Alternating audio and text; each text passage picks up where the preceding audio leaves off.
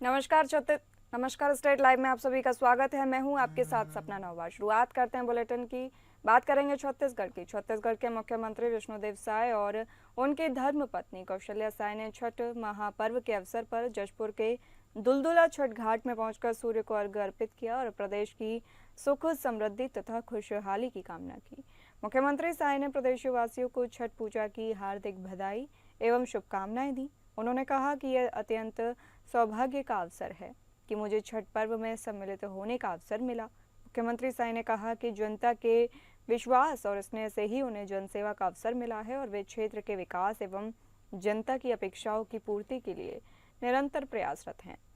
मुख्यमंत्री साय ने दुलदुला क्षेत्रवासियों की मांग पर छठ घाट के सौंदर्यीकरण की घोषणा की। उन्होंने कहा कि आगामी छठ पर्व तक दुलदुला छठ घाट का सौंदर्यीकरण कार्य पूर्ण कर दिया जाएगा। उन्होंने कहा कि कुनकुरी छठ घाट का सौंदर्यीकरण लगभग 5 करोड़ रुपए 17 लाख की लागत से किया गया है, जहां इस वर्ष व्रती महिलाओं ने पूर्ण श्रद्धाभाव से पूजा अर्चना की है।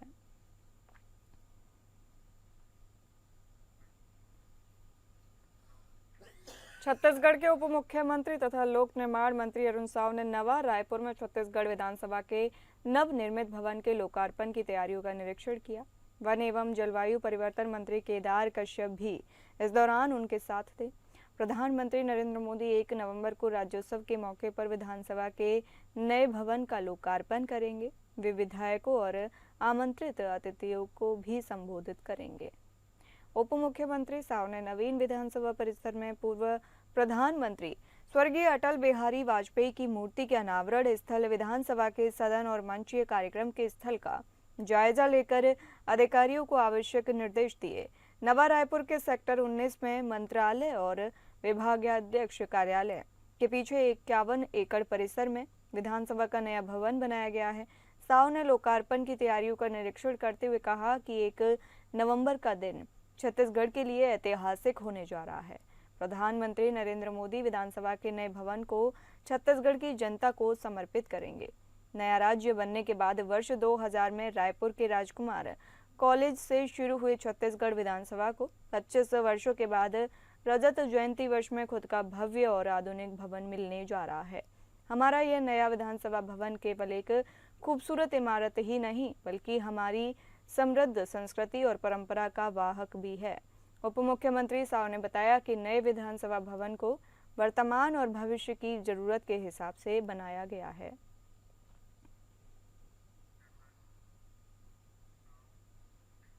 प्रधानमंत्री नरेंद्र मोदी के छत्तीसगढ़ प्रवास और राज्योत्सव 2025 की तैयारी कार्यक्रम स्थल से जोरों से की जा रही है। कलेक्टर डॉक्टर गौरव सिंह मौके पर पहुंचे और रात तक तैयारियों का जायजा लेते रहे। उन्होंने डॉक्टर श्यामा प्रसाद मुखर्जी उद्योग एवं व्यापार परिसर, राज्योत्सव स्थल में निर्माणाधीन मुख्य मंच एवं अन्य डोम का अधिकारियों के साथ पहुंचकर निरीक्षण किया और सभी व्यवस्थाओं की बारीकी से समीक्षा की और समीक्षा करते हुए अधिकारियों को युद्ध स्तर पर तैयारियां पूर्ण करने के निर्देश दिए।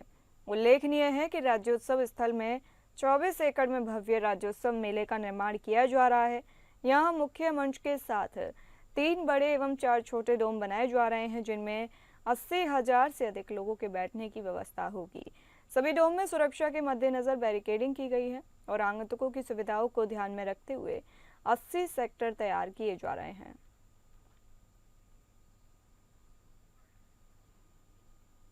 खैरागढ़ पुलिस ने महानिरीक्षक राजनांदगांव की अध्यक्षता में प्रेस वार्ता कर ऑनलाइन फ्रॉड का बड़ा खुलासा किया।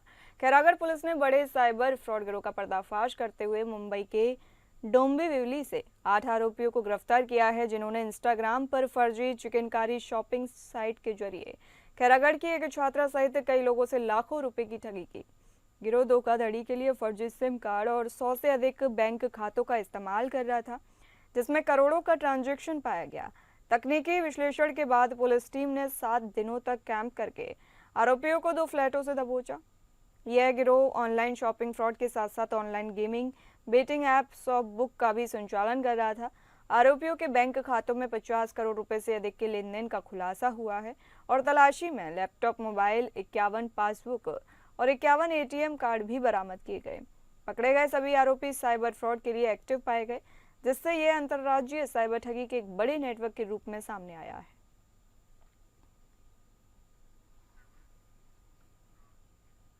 सतना से जबलपुर होते हुए नर्मदापुरम जा रही ट्रेन में चाकूबाजी की वारदात सामने आई है। इस वारदात में अपने घर जा रहा एक यात्री गंभीर रूप से घायल हो गया, जिसे जबलपुर में ट्रेन से उतारा गया और विक्टोरिया अस्पताल ले जाया गया। यात्री का नाम शैलेंद्र हाडिया बताया जा रहा है, जिसे विक्टोरिया अस्पताल में प्राथमिक उपचार दिया गया, लेकिन हालत बिगड़ने पर उसे नेताजी सुभाष चंद्र बोस मेडिकल अस्पताल रेफर कर दिया गया, लेकिन वहां भी इलाज के दौरान उसे आराम नहीं मिला और उसकी हालत बिगड़ती चली गई और आखिरकार उसकी मौत हो गई। जीआरपी थाना प्रभारी संजीवनी राजपूत ने बताया कि मृतक शैलेंद्र हाडिया सतना से अपने घर नर्मदापुरम जा रहा था, लेकिन रास्ते में ही उसकी जिंदगी का सफर थम गया। उसके पास मिले मोबाइल के आधार पर परिजनों को घटना की जानकारी दी गई। वहीं चाकूबाजी करने वाले लोगों की तलाश भी शुरू कर दी गई है।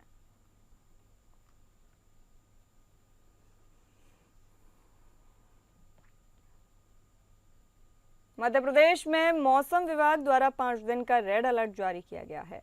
27 अक्टूबर से 1 नवंबर तक बारिश की चेतावनी जारी की गई है। वहीं डबरा में धान की फसलों पर भी संकट मंडरा रहा है। अचानक मौसम ने एक बार फिर करवट ली है और देर रात से रुक रुक कर बारिश हो रही है, जिससे किसानों की खेतों में खड़ी धान की फसल पर संकट छा गया है। बारिश ने धान फसल की कटाई पर पानी फेर दिया, जिससे अब किसानों के लिए चिंता खड़ी हो गई है। किसानों की मेहनत पर पानी फिरता नजर आ रहा है। खेतों में खड़ी धान की फसल गिरने और सड़ने लगी है, तो वहीं मंडी में लाई गई उपज भी भीगने लगी है। किसान जहां अपने खेतों में फसल बचाने की जद्दोजहद में जुटे हैं, वहीं व्यापारियों के लिए भी मंडी परिसर में पानी भरने से बड़ा संकट पैदा हो गया है। बारिश से किसानों और व्यापारियों दोनों को भारी आर्थिक नुकसान की आशंका है। इस बीच मौसम विभाग ने अगले 5 दिनों तक प्रदेश के ग्वालियर, शिवपुरी, भिंड, दतिया, ग्वालियर और चंबल अंचल में भारी से अत्यधिक भारी बारिश की संभावना जताई है।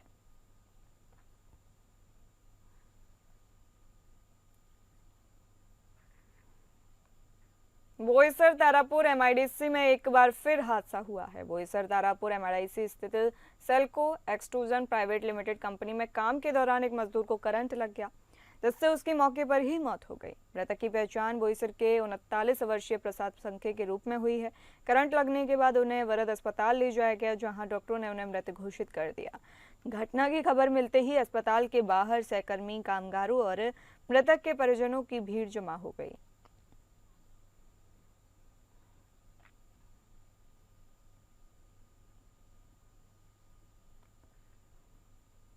पनवेल तालुका के तोलोजा इलाके में एक चौंकाने वाला मामला सामने आया है। रेयांश फार्म हाउस के मैनेजर ने महिलाओं की चेंजिंग रूम में गुप्त रूप से स्पाई कैमरा लगाया था।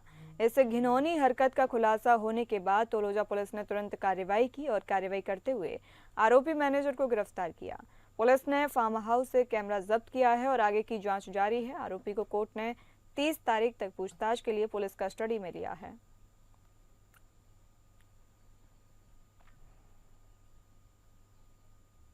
अहमदाबाद बड़ोदरा एक्सप्रेसवे पर सोमवार सुबह एक भीषण दुर्घटना हो गई, जिसमें कम से कम 3 लोगों की मौत हो गई और 4 से 5 लोग घायल हो गए। यह हादसा सुबह करीब 6:30 का है, जिसकी शुरुआत एक बस और कार की टक्कर से हुई। जैसे ही यात्री बस से उतरे, एक ट्रक घटनास्थल पर आ गया, जिससे और लोग हताहत हुए। आपातकालीन सेवाओं ने कई एम्बुलेंस भेजी और घायलों को इलाज के लिए मणिनगर और अहमदाबाद के अस्पतालों में भर्ती कराया गया है। पुलिस ने बताया कि आगे की जाँच जारी है।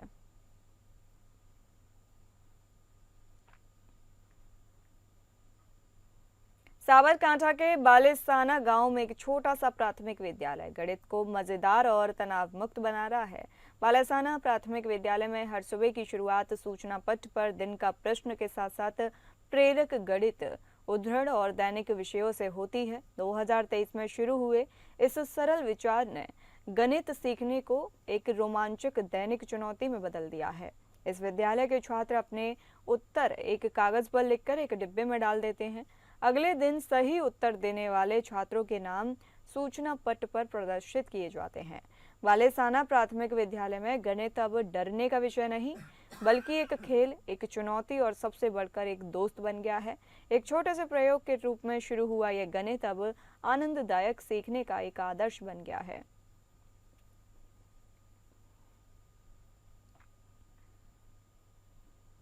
बिहार के उप मुख्यमंत्री सम्राट चौधरी ने राजद सुप्रीमो लालू प्रसाद यादव पर हमला बोलते हुए कहा कि वे राज्य का अपराधी चेहरा हैं जो अपराधियों को पालते पोसते हैं। लालू भ्रष्टाचार के सजायाफ्ता अपराधी हैं। देश भर में मतदाता सूचियों के विशेष गहन पुनरीक्षण के चुनाव आयोग के फैसले का स्वागत करते हुए उन्होंने कहा कि हर फर्जी वोट को हटाना चुनाव आयोग द्वारा उठाया गया सही कदम है।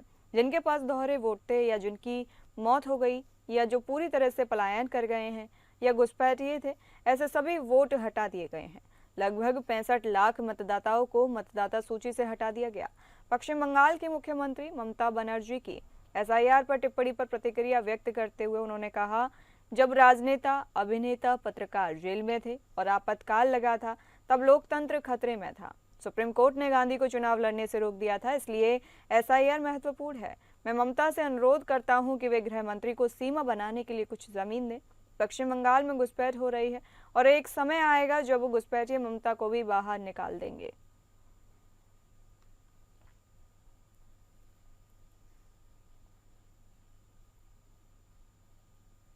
लोक आस्था के महापर्व छठ के तीसरे दिन राजद नेता तेजस्वी यादव अचानक सोशल मीडिया पर लाइव हुए और श्रद्धालुओं से एक खास अपील की। उन्होंने कहा कि छठ मनाकर और ठेकुआ खाकर वापस प्रदेश मत लौटिएगा, पहले अपना कीमती वोट जरूर दीजिए, क्योंकि इस बार बदलाव बेहद जरूरी है।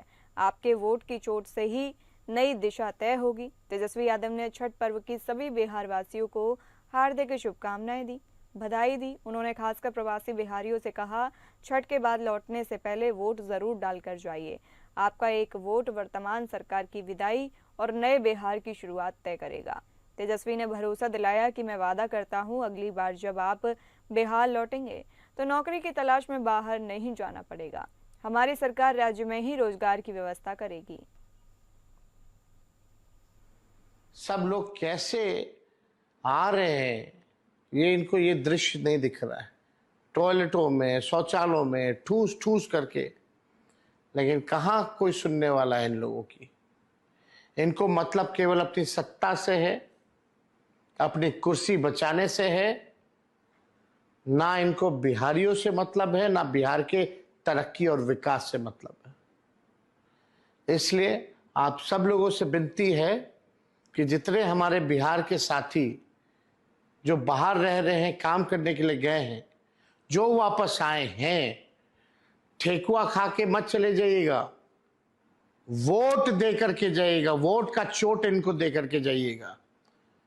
और तेजस्वी का वादा है कि अगला छठ किसी भी बिहार के लोगों को बाहर पढ़ाई, दवाई, कमाई के लिए जाना नहीं होगा। सारी व्यवस्था बिहार सरकार, महागठबंधन की सरकार करेगी। अररिया में जनसुराज के सूत्रधार प्रशांत किशोर ने अपने उम्मीदवारों और कार्यकर्ताओं के साथ बैठक की। इस दौरान उन्होंने अररिया की सभी 6 विधानसभा सीटों पर मजबूती से चुनाव लड़ने को लेकर कई दिशा निर्देश दिए। प्रशांत किशोर ने कहा कि बिहार की तरक्की और जनता की खुशहाली के लिए उन्होंने छठी मैया से प्रार्थना की है। उन्होंने अपील की कि बिहार का विकास तभी संभव है जब लोग जाति और धर्म से ऊपर उठकर अपने बच्चों के भविष्य को ध्यान में रखते हुए मतदान करें। बैठक के दौरान अररिया विधानसभा से जनसुराज प्रत्याशी डॉक्टर फरहत आरा ने उनका स्वागत किया और लोगों से अपील की कि इस बार वोट अपने बच्चों के उज्जवल भविष्य को ध्यान में रखकर करें। इस मौके पर जोकीहाट विधानसभा प्रत्याशी सरफराज आलम, सिकटी विधानसभा प्रत्याशी रागीब उर्फ बबलू, फारबिसगंज विधानसभा प्रत्याशी इकरामुल हक और जिला अध्यक्ष अली रेजा सहित अन्य पदाधिकारी मौजूद थे। हम लोग रोज कहते हैं, अभी भी आपने सुना होगा कि किसी एक व्यक्ति के, एक दल के जीतने से बिहार में बदलाव नहीं होगा, क्योंकि अगर किसी एक नेता के जीतने से बिहार सुधरना होता तो लालू जी और राबड़ी जी, तेजस्वी यादव 18 साल सत्ता में रहे, 20 साल से नीतीश कुमार मोदी हैं, क्यों नहीं सुधरा? 40 साल कांग्रेस का शासन रहा। सुधार तब होगा जब यहाँ के लोग सुधरेंगे, जब लोग ये तय कर लेंगे कि अब हमको नाली गली पर, जाति पर, हिंदू मुसलमान पर, 5 किलो अनाज पर, 500 रुपया पर वोट नहीं देना है। हम लोग को सस्ते में सौदा नहीं करना है। हम लोग को अपने बच्चों के लिए वोट देना है, अपने बच्चों के पढ़ाई के लिए, तालीम के लिए और उनके रोजगार के लिए, और सबसे बढ़ के बिहार से पलायन बंद करने के लिए वोट देना है, ताकि एक भ्रष्टाचार रहित व्यवस्था बने, लोगों के बच्चे बाहर मजदूरी करने ना जाएं। जिस दिन लोग ये समझ लेंगे तो चाहे जिसको भी चुनेंगे सुधार होने लगेगा। सहरसा में पानी गिरने के विवाद को लेकर दो पक्षों के बीच जमकर मारपीट हो गई। मारपीट में दोनों तरफ से जमकर लात घूंसे चले, जिसका वीडियो सोशल मीडिया पर वायरल हो रहा है। घटना सदर थाना क्षेत्र के बटराहा वार्ड नंबर 36 की है। वायरल वीडियो में दिख रहा है कि किस तरह दोनों पक्षों के बीच औरत, मर्द और युवतियां बीच सड़क पर एक दूसरे पर लात घूंसे चला रही है। इस दौरान कुछ युवक दूसरे पक्ष की लड़कियों को बेरहमी से पीट रहे हैं। यह घटना 25 अक्टूबर की है। घटना के संबंध में बताया जाता है कि दोनों पक्ष पड़ोसी हैं और एक पक्ष के द्वारा छत पर पानी पटाया जा रहा था, जो बगल वाले पड़ोसी के आंगन में गिर गया। इसी बात को लेकर दोनों में विवाद हुआ और दोनों पक्षों की लड़ाई सड़क पर आ गई। वहीं इस घटना को लेकर दोनों पक्षों की ओर से थाना में आवेदन दिया गया है। पुलिस मामले की छानबीन में जुटी है।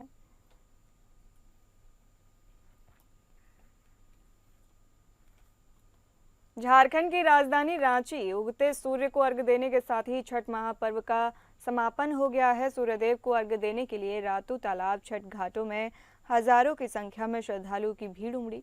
मौके पर भव्य मेले का भी आयोजन किया गया, तो वहीं छठ घाट पर आने वाले श्रद्धालुओं के लिए जिला प्रशासन द्वारा विशेष व्यवस्था का इंतजाम भी किया गया।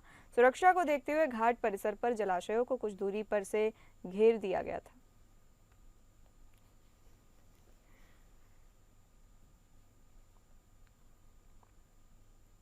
लोक आस्था और सूर्य उपासना के 4 दिवसीय महापर्व छठ पूजा का समापन मंगलवार की सुबह उदयमान सूर्य को अर्घ्य अर्पित करने के साथ श्रद्धा और उल्लास के वातावरण में हुआ।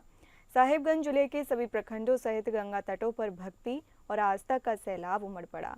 महादेवगंज, शोभनपुर, भट्टा गोपालपुर, शकुंतला सहाय घाट, मुक्तेश्वर, बिजली घाट, लंच घाट, पुरानी साहिबगंज और सूर्यदेव चानन घाट समेत सभी प्रमुख स्थलों पर श्रद्धालुओं की अपार भीड़ उमड़ पड़ी। इस अवसर पर झारखंड मुक्ति मोर्चा के केंद्रीय सचिव सह प्रवक्ता पंकज मिश्रा, पुलिस अधीक्षक अमित कुमार सिंह, जिला परिषद उपाध्यक्ष सुनील यादव तथा civil surgeon doctor Ramdev Paswan सहित कई जनप्रतिनिधियों व अधिकारियों ने भी उदयमान सूर्य को अर्घ्य अर्पित कर लोक आस्था के इस महापर्व में सहभागिता दिखाई।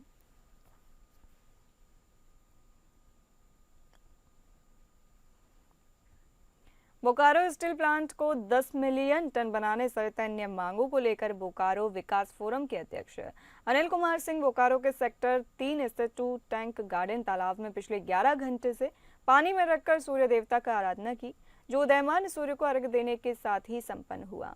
अनिल सिंह ने कहा कि जब तक बीएसएल को 10 मिलियन टन बनाया नहीं जाता, तब तक हर छठ पूजा में 13 घंटे पानी में रहकर सूर्य देवता की आराधना करेंगे। इस मौके पर उनके समर्थन में कांग्रेस के पूर्व प्रदेश अध्यक्ष राजेश ठाकुर भी मौजूद रहे। उन्होंने कहा कि ये आंदोलन हो या व्रत, अनिल सिंह जी का यह प्रयास बोकारो और देश दोनों के लिए प्रेरणादायक है। बोकारो स्टील प्लांट जब विकसित होगा तब देश भी मजबूत होगा। यह सिर्फ झारखंड सरकार का नहीं बल्कि सेल प्रबंधन और केंद्र सरकार का विषय है और हमें उम्मीद है कि केंद्र सरकार इस मांग पर गंभीरता से विचार करेगी।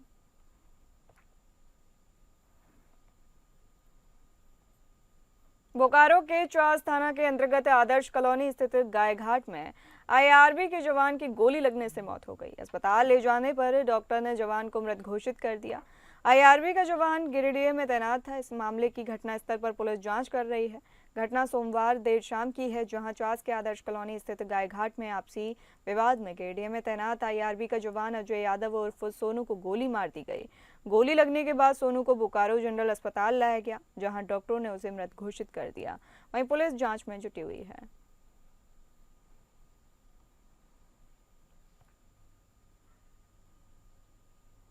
पूर्वी सिंहभूम जिले के सिद्धगोड़ा थाना क्षेत्र में बीते सोमवार की देर रात पुलिस और प्रिंस खान सुजीत सेना गिरोह के अपराधियों के बीच अचानक एक मुठभेड़ हो गई।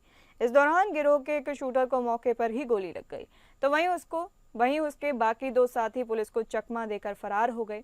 जानकारी के अनुसार चाईबासा पुलिस ने पर्याप्त सूचना के आधार पर जब पूरी तैयारी के साथ घेराबंदी की तो बचने की कोशिश में ही अपराधियों ने फायरिंग शुरू कर दी, जिसका नतीजा उनमें से एक को गोली खाकर भुगतनी पड़ी। तो वहीं बाकी दो की खोजबीन अभी भी जारी है।